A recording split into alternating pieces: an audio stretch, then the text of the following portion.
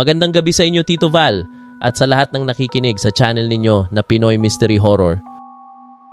Ako nga pala si Jeric na isang taga Maynila at ito yung kwento ko na hanggang ngayon ay bumabalik-balik pa rin sa mga panaginip ko.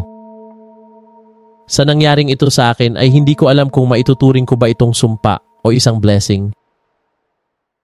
Summer ito at year 2014 nung nag-decide akong magbakasyon sa probinsya kung saan may dorm type na bahay na minana ang tito ko. Kaso, matagal nang walang nakatira dahil luma na nga ang bahay. Ang sabi pa ay may caretaker pa naman na nagbabantay kaya dun muna ako tumuloy.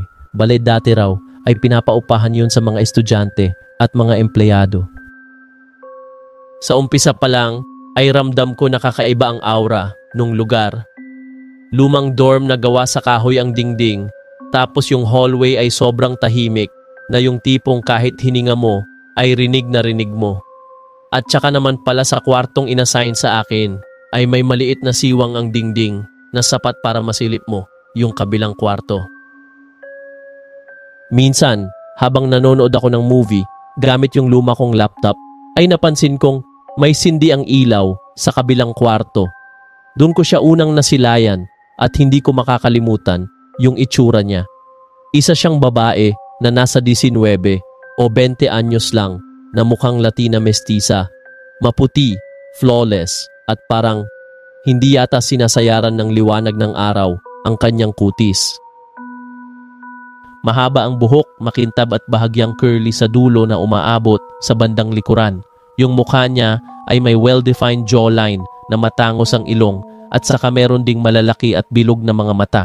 Yung labi niya ay makapal pero maayos ang hugis na tipong kapag ngumiti laglag ang brief mo. Pero hindi lang yon dahil mahubog ang katawan niya, malaki ang dibdib, balingkinita ng baywang at may slim na waistline. Kahit simpleng blouse at shorts lang ang suot niya parang bumabagay lahat. Hindi malaswa pero may sensual presence na parang magnet sa iyong paningin.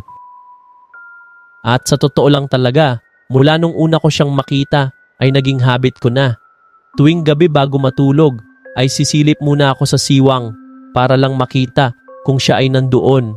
Pero lagi nga lang bitin dahil hindi ko naman siya nakakausap ng malapitan. Madalas ko siyang marinig na palakad-lakad sa kabilang silid o maramdaman ang paglapat ng katawan niya sa kanyang higaan.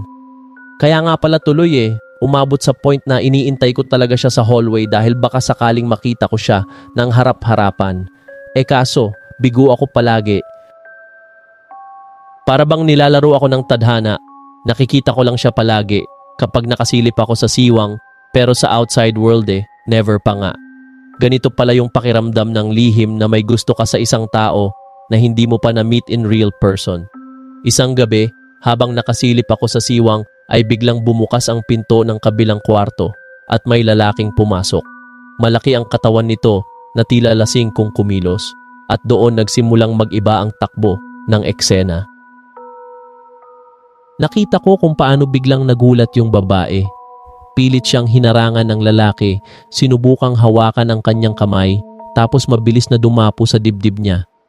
Narinig ko pa yung mahihinang hikbi niya habang tinatakpan ng lalaki ang kanyang bibig at hindi ako makapaniwala sa nakikita ko. Habang pinipilit tanggalin ng lalaki ang blouse niya ay nanginginig siya sa pagtanggi. Umiiyak siya at nagpupumiglas pero higit na malakas ang lalaki. Sinubukan din siyang halikan sa leeg at sa labi habang pinipilit na himasin ang kanyang katawan. Halos mabaliw ako sa kakatingin dahil ang babaeng lihim kong nagugustuhan at inaabangan gabi-gabi ay unti-unting nilalapastangan at nang hindi siya pumayag ay doon lalong lumabas ang tunay na bangis ng lalaki. Kumuha ito ng isang unan sa kama saka inilapat sa mukha ng babae at buong lakas itong idiniin. Naririnig ko pa ang paghampas ng kamay niya sa sahig at pigtas na hininga habang lumalaban. Hanggang sa unti-unting humina ang kanyang paggalaw. Hanggang sa tuluyan na siyang tumigil habang sa siwang lang ako nakatingin na nanginginig at walang magawa para siya ay tulungan. At sa huling sandali, bago siya tuluyang binawian ng buhay, ay tumingin siya sa direksyon ko na tila alam niya na ako ay naroroon. Kinabukasan ay hindi na ako nakapagpigil dahil kinausap ko na yung caretaker at ikinuwento ang lahat ng aking nasaksihan. Nagtaka ako dahil ngiti lang ang kanyang tugon, pero kitang-kita ko sa kanyang bisig ang kanyang pangingilabot. At sabi pa niya, matagal nang sarado ang kwartong yan dahil wala na diyang umuupa halos 10 taon na. At doon na nga bumagsak ang aking mundo dahil hindi pa rin ako makapaniwala na ang babaeng lihim kong inaabangan gabi-gabi at pinagpupuyatan para makita ay matagal na palang wala. Ang nakita ko at nasaksiyan marahil ay ang replay lang ng isang krimen na nangyari noon pa tungkol sa isang babae na pinaslang matapos tangkain na pagsamantalahan. Doon na nagsimulang hindi ako mapakali dahil sa mga sumunod na gabi, kahit pilitin kong huwag silipin ng siwang, ay tila kusang umaangat ang ulo ko at makikitang nandoon pa rin siya. Kung minsan siya ay nakaupo habang umiiyak o kaya naman ay nakatayo na walang imik sa sulok ng silid.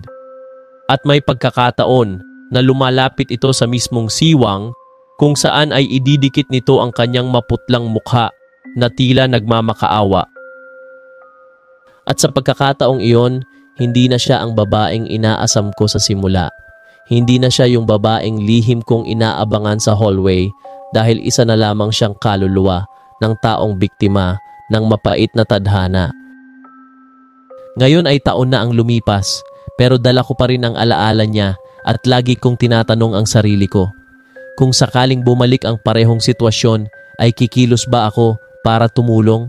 O baka nga wala akong magagawa kundi panoorin siya mula sa siwang ng dingding. Maidagdag ko pa, mula ng gabing iyon ay doon nagsimulang magbukas ang third eye ko. Noong una ay ayokong maniwala, pero paulit-ulit na may mga nakikita at nararamdaman akong hindi nakikita ng iba. Sinubukan ko ng ipasara, nagpaalbularyo, nagdasal, gumawa ng kung ano-anong panlaban, pero hanggang ngayon ay wala pa ring nangyayari. Para bang itinakda na ito sa akin. Natutunan ko na lang itong tanggapin sa paglipas ng panahon.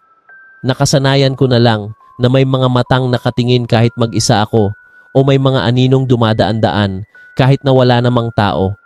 At minsan naiisip ko, baka ito'y paraan ng babaeng iyon para ipaalala na huwag ko siyang kalimutan kailanman. Maraming salamat sa pakikinig sa karanasang nagbukas ng paningin ko sa mundong hindi nakikita ng karamihan. Hanggang dito na lang at hanggang sa muli, paalam.